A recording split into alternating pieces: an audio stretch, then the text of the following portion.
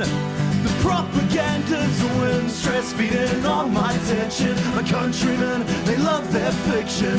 Words upon now, it's made with good intentions.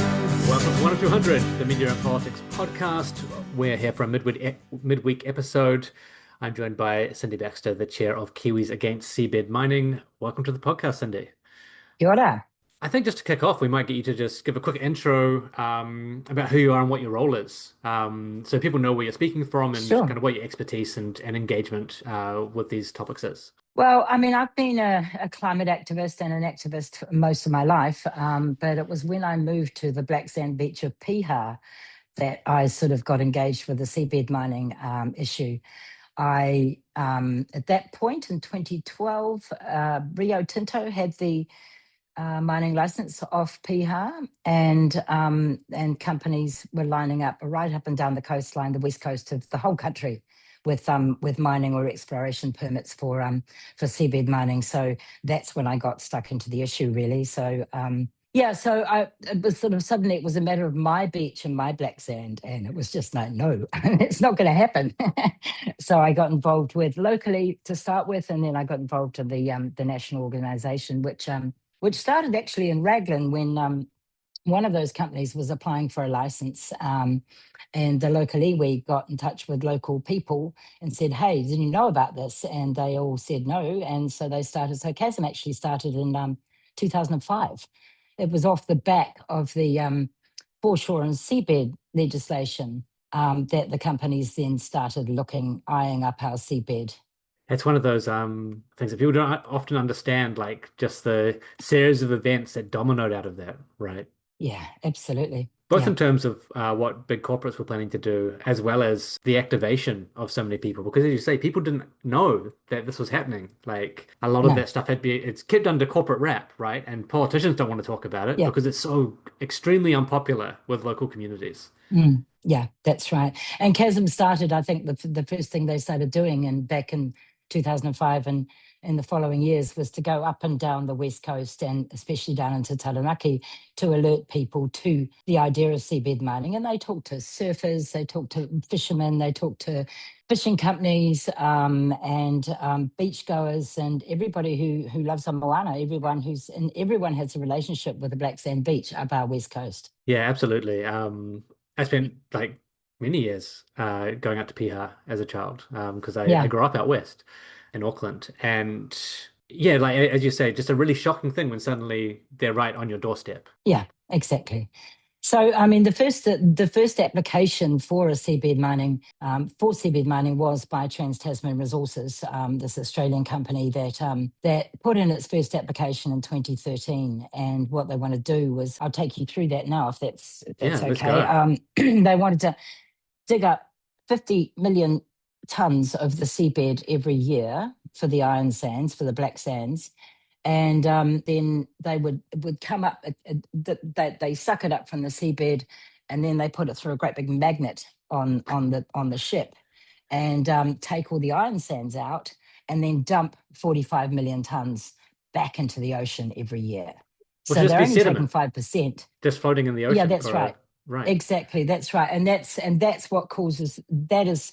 It's not the mining so much. Well, obviously it is the mining, but it's the discharge and the discharge consent, which is the real problem. It's the discharge and dumping 45 million tons of sediment back into the seafloor. And it would hang in the water column. It just smothers everything.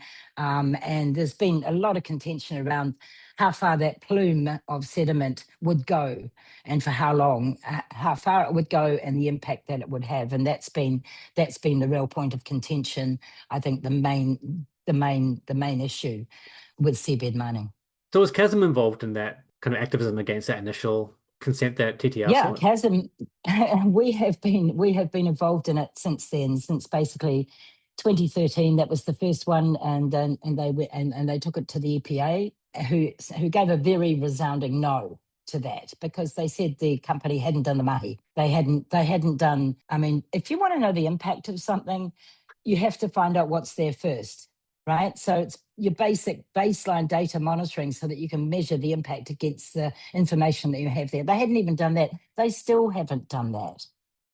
So, you know, that first EPA said, go away and do your homework, go and do marine mammal surveys, go and do seabird surveys, go and do, you know, But they you hadn't need even done better any modelling seabed of the surveys? plume. That they hadn't done any of that, or seabed surveys. They'd done nothing. They'd done none of that. So the committee told them to go away and do their homework. So basically what happened then was I think really the main effort from the company was political. And so in 2016, they reapplied, and to an EPA that was a much more compliant. We knew that then Minister Nick Smith had really lent on the EPA, so that for the second round, they had a 4-person committee with the business-minded chair having the casting vote, which we didn't even know about until they announced the decision. And there was no cross-examination. The whole thing was shut down, much more limited in terms of how we could participate. So basically in 2017, the EPA gave them a consent, but it had 109 conditions attached to that consent. So the 109 conditions included things like doing a marine mammal survey. So what they've been asked to do already survey, and haven't.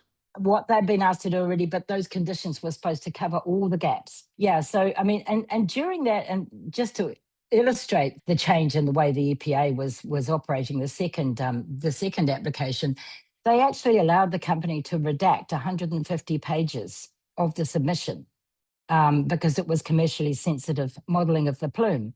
So we had to take them to the Environment Court, which we did, and we won, to get that unredacted. I mean, the idea of letting a company redact a key part of a submission was extraordinary.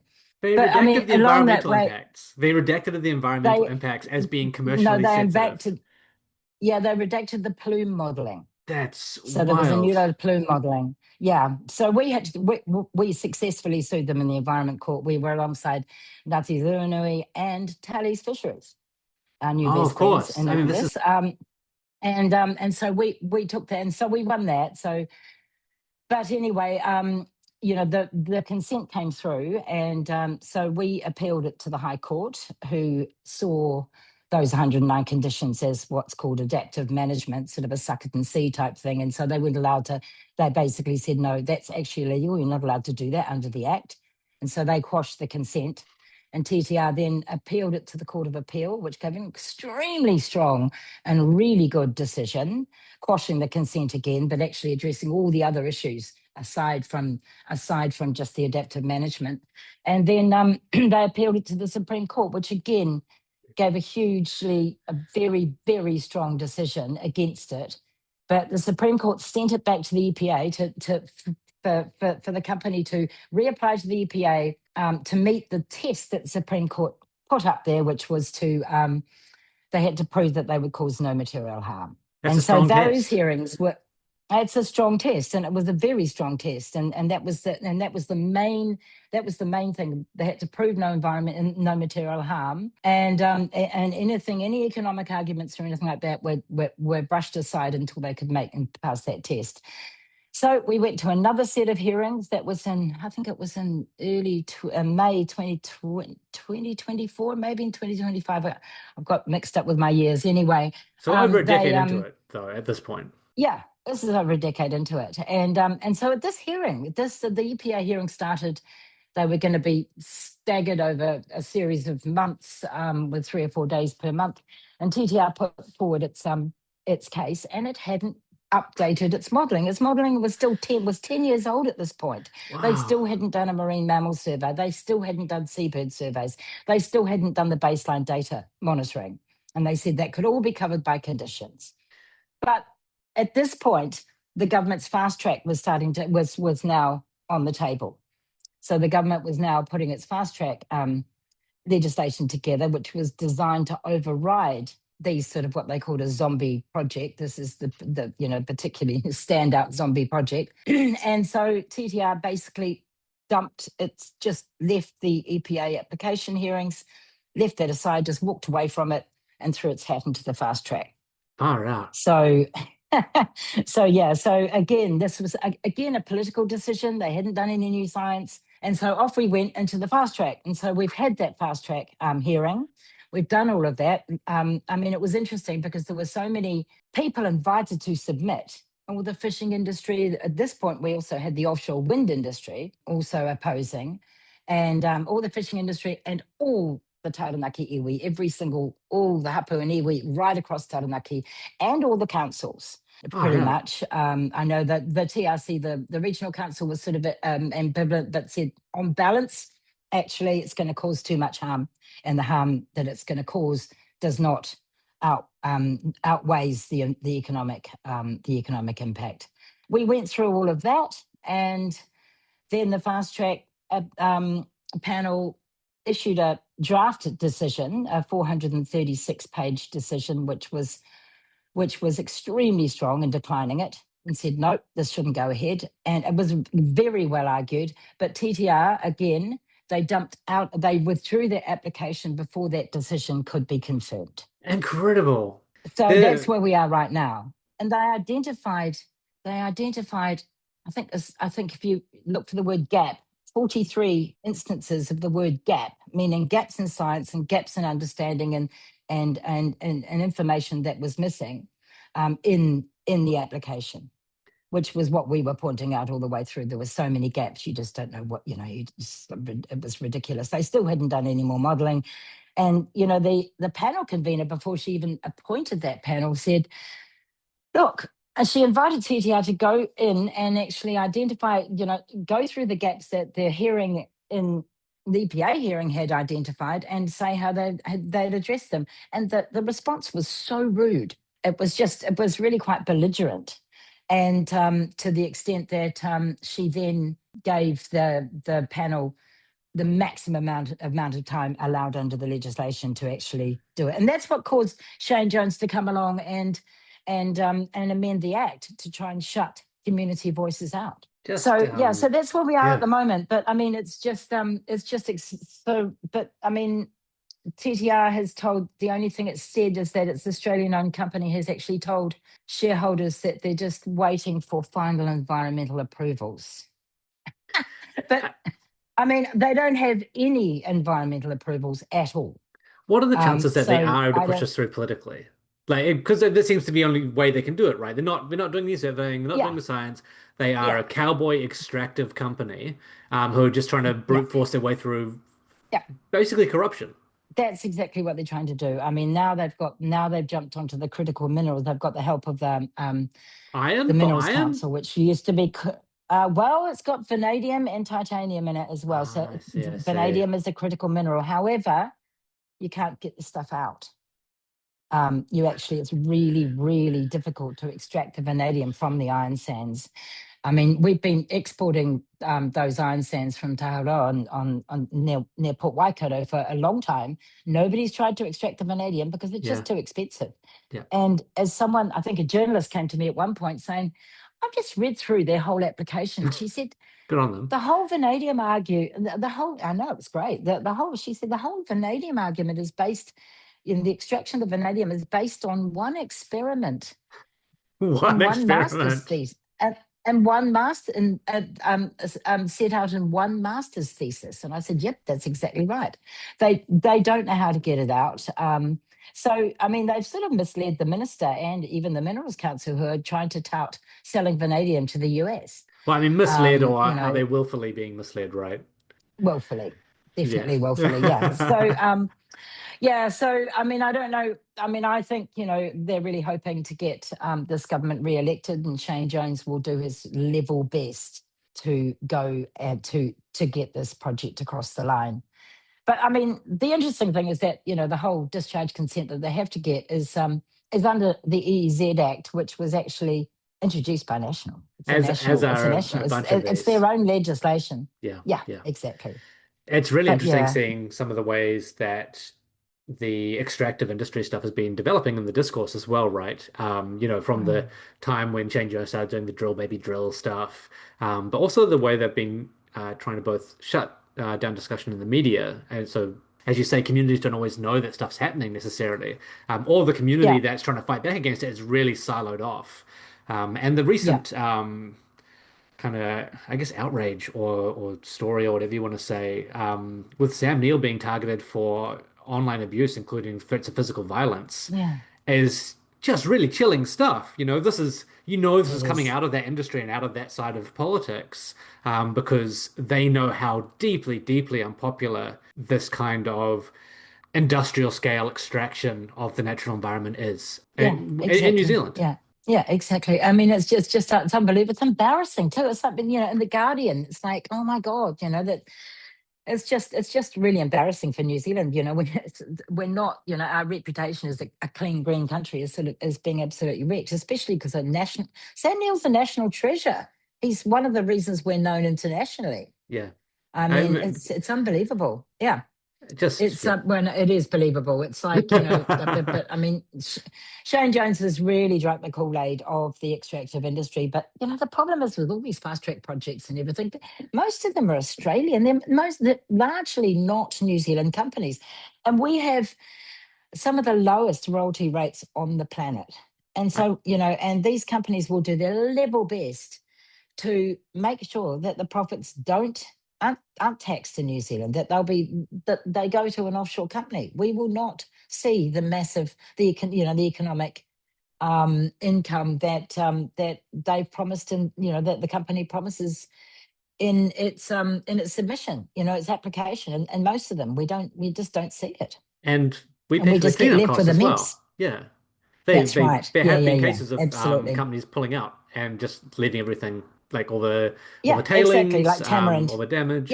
Yeah. Exactly. That's right. And that's what I mean. Councils are, I mean, to sort of do a bit of a fast track segue, the councils are also furious about it because, I mean, if you look at, for example, there's a fast track just approved, a 4,000 house development Oh, in on the Auckland floodplain. on a floodplain, right? And the council's furious. They're appealing, which is great, which they are. But I mean, that's the thing, is that they and very few sort of outside people were able to take part in that Hmm. um in that particular application. So it's just a mess. Yeah. Council's going to be left to clean up the mess right across the board. This is what I remember the Environment Canterbury was saying to the Fast Track Select Committee when that was going through. Yeah. Yeah.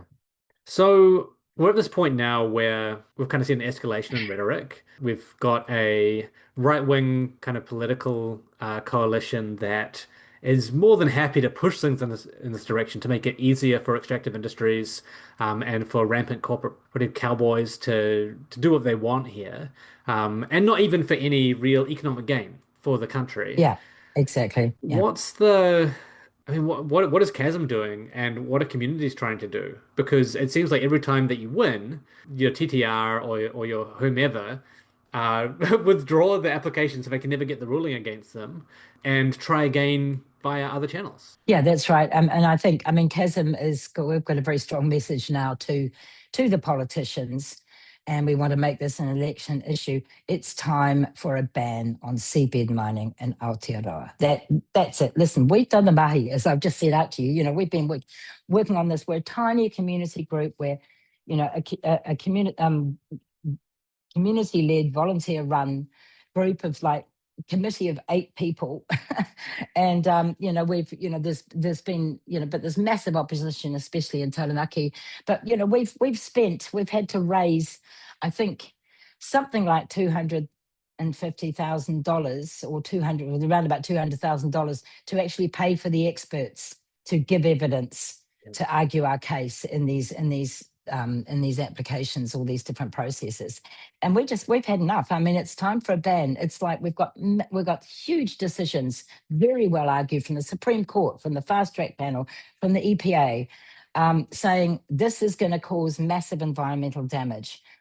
So it's time for a ban. And so that's what we're now aiming at, focusing on getting politicians across the line to actually ban seabed mining and commit to banning it. So the applications And can't we're be not made getting and very drawn much. out like this at all. That's right. Yeah, exactly. So that when you just ban seabed mining, it's been proven to be unsafe. And there's bans like, you've got New South Wales, you've got the Northern Territory in Australia. They've banned it in their waters, and and internationally, New Zealand actually has a policy of a moratorium on seabed mining in international waters. So Mm. we could actually get our domestic policy in line with our international stance. That would be quite good. But that would you make know, sense.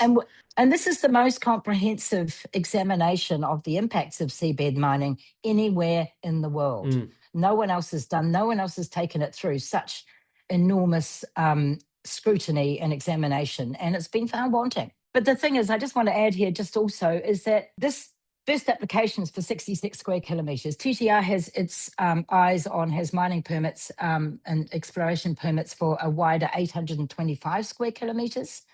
And if this goes through, you know, if it were to go through, you would get those companies all up the North Island and all off the South Island as well, all coming back in. So you could see seabed mining going on up the entire coast of our country, entire west coast. So that's why it's time for a ban. We want to protect our moana. I mean, you know, we've got the world's only we've got a genetically distinct population of pygmy blue whales living in the Bight. They live there, they breathe there, they feed there, they raise their kids there. That's, you know, and that would be severely impacted by the noise, by the plume, all of that sort of stuff. I mean, we've had an expert in there. We've got, you know, you've got korora. We had an expert on seabirds who these little birds, when they're nesting, that one of them swims 100 k's from the Marlborough Sounds all the way across the South Taranaki Bight to feed at the Patea Shoals. And they would have to encounter seabed mining on the way. And those little birds, they swim all the way back and then relieve their partner on the nest. Now you can imagine that's not going to be very good. They would for immediately any die. little korora. They would die. They would abandon the bird at home would abandon the nest and abandon the chicks, and the same with the Patea Shoals. It's an extremely biodiverse, rich area. That's why they go all the way there from Whanganui, from all around that coastline. They go there to feed. So, you know, it's ridiculous. Anyway, back to the activism. Well, just before I just had to get digress there because it no, I was want to hear just more about this important as to well, talk though, about. because Yeah. what are the other impacts? Because we talked about you know, create this plume, all the sediment into the water. There's two very clear examples there of species that would be directly impacted. But you said, Yeah. for example, a bunch of fishing corporations are on board on your side of this as well.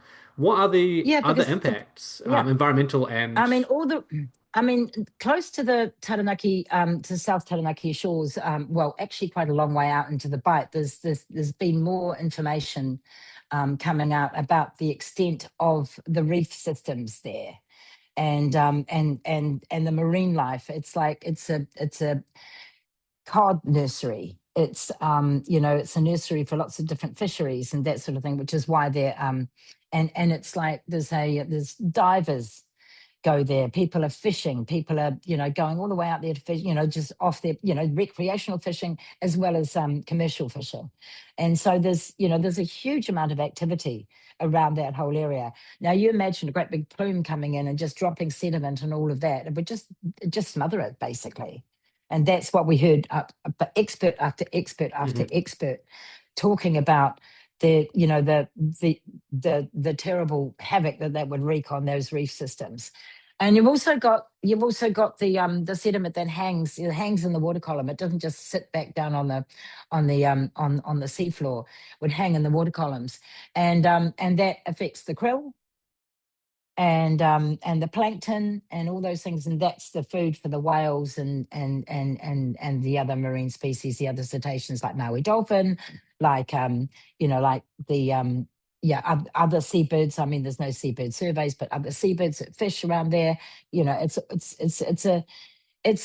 a hotbed of biodiversity around that area, and it would just be wiped out. So it said 50 million tons was the initial A year kind of, a for year. 35 years. That means that for 35 years. For 35 years. So it's not even just like they dump the sediment once and it'll just be hanging in the air. No, and it's just constant, permanently. It's a constant ongoing operation. And, you know, with a massive boat, which hasn't been built yet, which won't fit into any of the ports. They haven't done it. They haven't negotiated with any of the ports about how to fit a vessel that size in there. So it gets transshipped at sea and that goes off to Asia or wherever they're going to sell it to China, I think. So yeah, it's a massive operation. And it would go on for I think this application was for 20 years. The earlier ones were for 35, but Yeah. they certainly would have sites beyond the 20 years.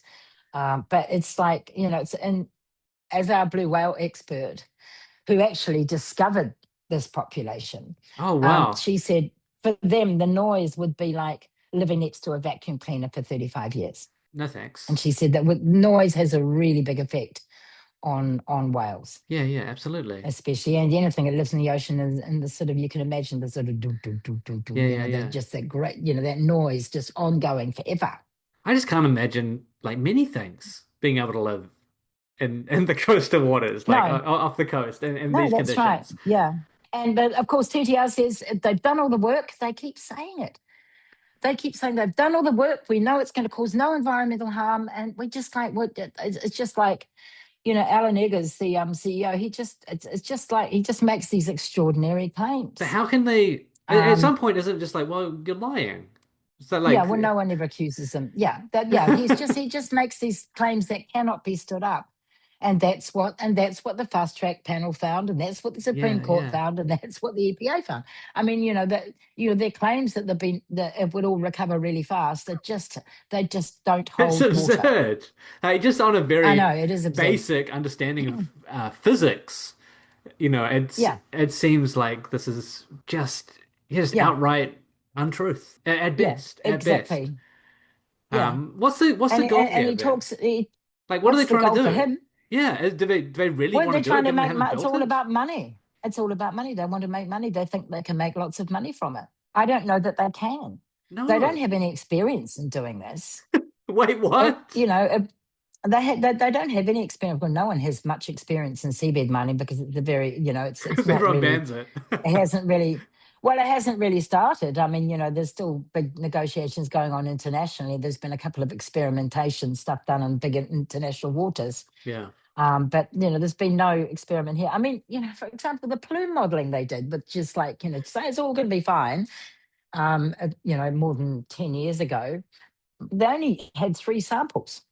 What? To do the modeling. They only took 3 samples. How is it? To do the modeling for the whole of the South Taranaki Bight. It's so absurd to me that this is even just allowed. Like, at some point, you just have to say, no, go away. Well, everyone, never make another application. That's what we're saying. Yeah. Exactly. And that's what we're saying. That's what we think they should, that's what we think they should be saying. The politicians should be doing. And so we're sort of now looking at the political parties. Well, obviously, Te Pāti Māori have a bill there to ban seabed mining. Well, Debbie Ngarewa has been involved with that for...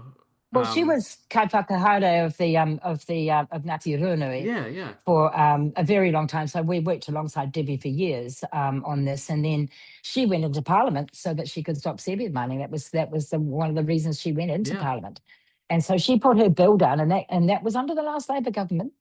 But David Parker made up some ridiculous thing about a retrospective clause and say that would mean the shutdown of all the oil and gas platforms, and actually put the kibosh on it, and Labor voted against it. We expect more from Labor, actually, and we're really trying to push them to that it's time to ban seabed mining. There's no reason not to, and there's no there's no retrospectivity involved anymore. There's no legal issues with the company having been given a permit because they haven't got one. So now's the time to do it. I mean, they've got, they should just go and read the fast track panel's draft report. Which was set up to try and make this work, right? Like the fast track panel was set up to try and get the worst things through and over the line. And even they have turned around and said, are you kidding me? Yeah, exactly. Yeah. So we're still waiting for Labor. They're completely on the fence. But we're hoping that they'll come through. We don't know. The Greens want to get rid of all the any fast track mining consents that go through. They would immediately overturn. They also support a ban. Opportunity Party want a ban on seabed mining. Really? Go them. So I think what we're wanting to do now is for, especially in Taranaki, but actually all over the country, is for people to go along to those candidate meetings, which are already starting. There's already, I was at a marine policy forum last week where there's a whole lot of politicians there, and ask the questions about seabed mining. Ask people and put your and keep pushing the politicians to accept a ban on seabed mining, and actually really, that's our main goal this year, is to get a ban. It's really interesting to me, actually, that some of the stuff has been coming through New Zealand first, given Shane Jones's corrupt connections to the fishing industry. Because you'd have thought that like some of those lobbying groups, which are really powerful here, right? The fishing industry here is a very strong lobby group. Yeah, they are. That they would have pushed some of these right-wing parties to be like, actually, on this one thing, we are going to like ask for environmental protections, but not even they have been able to get that over the line with them. That's right. And at one point, it's sort of towards the beginning of the fast track process, we Greenpeace actually were doing a little protest on the lawn, on the beehive and on the lawn of Parliament, and Shane came up and they said, well, aren't you good mates with the fishing industry? You know they're against seabed mining, don't you? And he said, well, I'm going to have to recuse myself from anything to do Oh, with of any course. seabed mining because I'm resources minister and I'm oceans minister, and there's obviously a conflict. So I've written to the Prime Minister and just and set that out. Now we tried to OIA that letter, never appeared, and seemed somewhere along Of there. course. He just I think he's lies. done it. He's been so nice to the fishing industry that I think he's managed to wow them with so many policies that benefit them Sure. that they're willing to sort of forego the seabed mining issue. I don't But know, that's gonna, but I mean, but that's wild though, because yeah. the seabed mining would wipe them out. That's right. Well, in Taranaki, yes, it would not be good for the fishing industry. It's certainly not the wreck fishers. Legacy Yeah. has been, with us all the way against this as well. But it's been quite funny, working alongside Tallies and others in this particular regard. But it's great. They've also invested hundreds of thousands, Yeah, and if absolutely. not millions, into QCs. We had pro bono support for all the court cases, but they didn't. They were employing QCs, and Yeah. they're not all KCs. They are now. They're not cheap. So they put a lot of money into opposing seabed mining. Yeah. But Shane still seems hell bent on getting it across the line. Really weird though. In 2017, New Zealand First was the only political party that was actually for a ban on seabed mining. So Yeah. somewhere, Someone else somewhere has tapped in them on the there, shoulder. someone else has tapped them on the shoulder. Yeah. And So actually, funny. the coalition agreement has a line about exploring options for developing a vanadium industry. So someone's That's got to them in so. there somewhere. Well, this is the extractive It's minerals ridiculous. deal stuff, right? Which we've seen over the Yeah, last 6 months with the yeah. US and New Zealand, and even what was just 2 weeks ago, Winston Peters was over there meeting with Marco Rubio to talk Oh, specifically about the extractive minerals deal, right? The critical minerals yeah, deal. that's right. Yeah, and vanadium, which is the thing that they're trying to highlight that they want to sell to the US. Well, of course, vanadium is used in grid scale batteries. I think China's got one going made of vanadium, but there's about 1 million other types of grid scale batteries, including ones made of salt, Right. which you can use. But occasionally you get Luxon going on banging on about the for the energy transition we need these critical minerals. Well, not in the US you don't, because if anyone's against any energy transition, it's Donald Trump. And he's even paid a French company $100 million recently to not build a wind farm. Yeah. So it's very clear that they won't be used in any EVs. He hates EVs. That they'd be used in any sort of transition in the US. And actually, what it would be, if you could get it out, what it would be used for was the US military. Yeah, military And we're really applications. keen on, and we really like that, don't we? We Oh, love what yeah, the US we military is love. doing right now. Yeah, Yeah, yeah, yeah. yeah. Actually, So I've turned that's what. around. So Now that it'll you've be. told me that, I've turned around on this, and I want seabed So mining. it'll be seabed mining destroying Aotearoa's Moana to prop up the US military. Yeah, Great. and for a mineral That we don't sounds even know how to like get me. out of the sands. Yeah, we can't even get it out. Yeah, exactly. Wow, Yeah, sounds like a it wonderful doesn't business make any opportunity. sense. Yeah. But they'd also sell it. They'd also say, I mean, vanadium rich iron sands is very good for strengthening steel and that sort of stuff. So they do have a market for it. Yeah, sure. But it's just not worth it, as all Yeah, those big entities have said.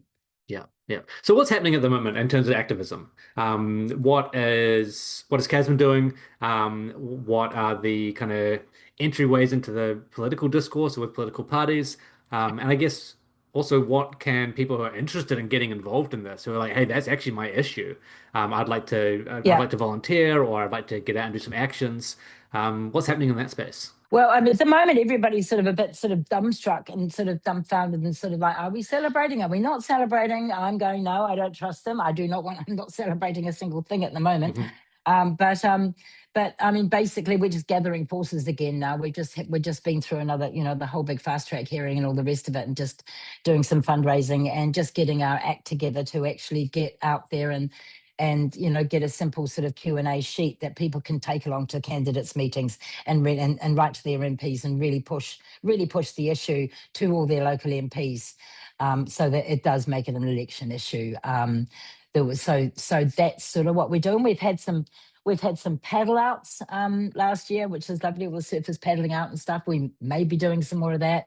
But we're just sort of gathering forces again now, just so that we can sort of now really aim fire and aim at the election. Yeah. And if people want to join us and support us and give us money or whatever, kasm.org.nz is. I'll drop that in the summary as well. Yeah. So that would be so you can just go to our website and find out, get on the mailing list, so that actually you can find out what we're doing next. There's quite a big coalition of us wanting to get a ban on seabed mining. We've got Greenpeace, we've got WWF and Forest and Bird, and and I mean, I wouldn't say we'd have the offshore wind industry, but they'd probably be, they don't get involved in politics to that extent. But I mean, there's so that's what we're doing. We're sort of basically trying to make it an election issue. But yeah, as I say, we're just sort of reeling from the fast track and just gathering forces. Yeah, absolutely. And like, quite surprising that, this applications just keep getting rejected, no matter what level they're going to. And it's so bad that they just can't stop it. Yeah, exactly. But I mean, I don't think that Shane Jones is ever going to read the 436-page fast track panel decision. Yeah.